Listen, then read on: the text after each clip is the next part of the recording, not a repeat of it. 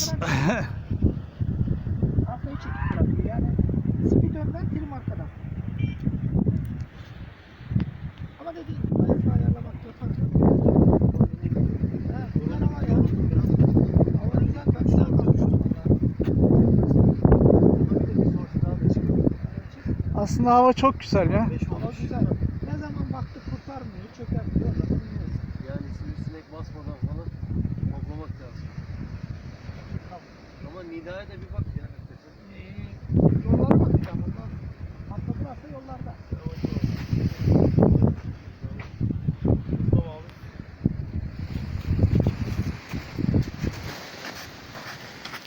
Bir arkadaşımız daha havalanıyor.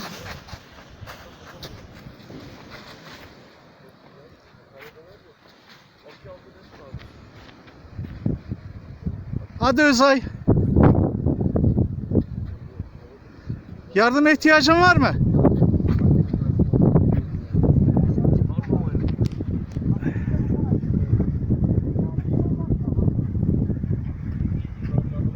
İteyim ben seni, iteyim.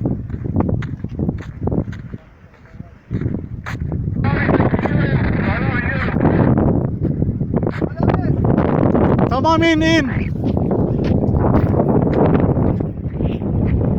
Evet, Yavuz inişe geçiyor.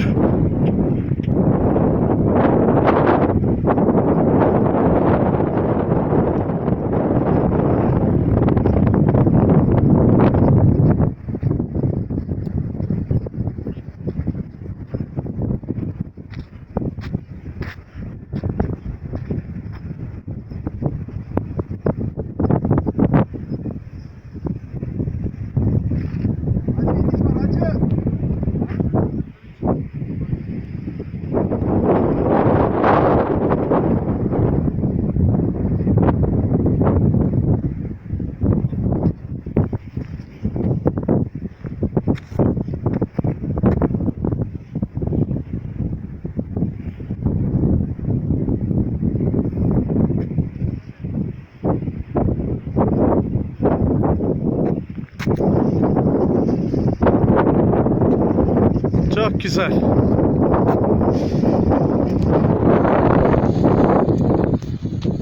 Aferin. Çok güzel, süperdi. Hadi yeter abi. 4 saat içtik yeter.